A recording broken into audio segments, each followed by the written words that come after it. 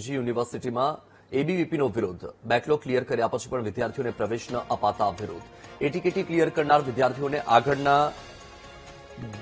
આગળના વર્ષમાં પ્રમોટ ન કરાતા વિરોધ. એબીવીપીએ પરીક્ષા પાસ કરનાર વિદ્યાર્થીઓને પ્રમોટ કરવાની માંગ કરી છે. બીજી તરફ યુનિવર્સિટીના રજિસ્ટ્રારે ગેરસમજ હોવાનું કહીને બચાવ કર્યો. 4 કરતા ઓછી એટીકેટીવાળા વિદ્યાર્થીઓને પ્રમોટ કરી દેવાયા હોવાનો રજિસ્ટ્રારનો દાવો છે.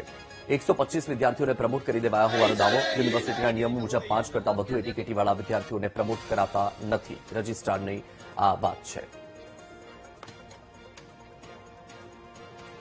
તો આ દ્રશ્ય તમારી ટીવી સ્ક્રીન પર તમે જોઈ રહ્યા છો. એબીવીપી દ્વારા વિરોધ કરવામાં આવી રહ્યો છે. બેકલોગ ક્લિયર કર્યા પછી પણ વિદ્યાર્થીઓને પ્રવેશ ન અપાતા વિરોધના સૂર ઉઠ્યા છે.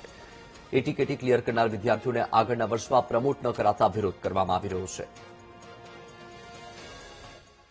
આજે અખિલ ભારતીય વિદ્યાર્થી પરિષદ આ જીજી યુનિવર્સિટી ખાતે રજૂઆત કરવા માટે આવ્યું છું. આવેદનપત્ર પણ આપ્યું છે, જેની અંદર વિદ્યાર્થીઓને એવું ધ્યાનમાં આવે છે અખિલ ભારતીય વિદ્યાર્થી પરિષદને કેટલાક એવા વિદ્યાર્થીઓ છે જે પરીક્ષામાં પૂરક પરીક્ષામાં પાસ થઈ ગયા હોવા છતાં પણ એને આગલા સેમેસ્ટરની અંદર પ્રવેશ આપવામાં આવતો નથી. તે વિરુદ્ધમાં આજે અખિલ ભારતીય વિદ્યાર્થી પરિષદે અહીંયા આવેદનપત્ર આપ્યું છે અને એટલા વિદ્યાર્થીઓ 500 થી વધુ વિદ્યાર્થીઓ છે જેને પ્રવેશ આપ્યો નથી.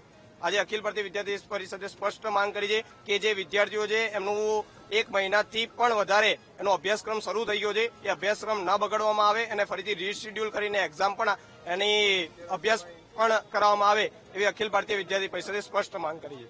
કે નોર્મલી રેમિડિયલ એક્ઝામ નવેમ્બર-ડિસેમ્બર મહિનામાં થતી હોય છે. આપણે આ યુનિવર્સિટીમાં નિયમ એવો છે કે જો 5 કે તેનાથી વધુ વિષયમાં બ્લોક હોય તો એને આપણે નેક્સ્ટ યર પ્રમોટ કરી શકતા નથી. હવે વિદ્યાર્થીનું ભવિષ્ય ના બગડે ને એના માટે થઈને આપણે એક્ઝામ ખાસ લઈએ છીએ જૂન મહિનામાં. નોર્મલી આવતી હોય છે નવેમ્બર-ડિસેમ્બરમાં. તો જેથી શું થાય કે વિદ્યાર્થી કોઈક કારણસર બીમાર હોય, એક્સિડન્ટ થયો હોય, ફેમિલી સામાજિક પરિણામોથી એ એક્ઝામ ના આપી શકે અને એની બ્લોક આવતી હોય છે.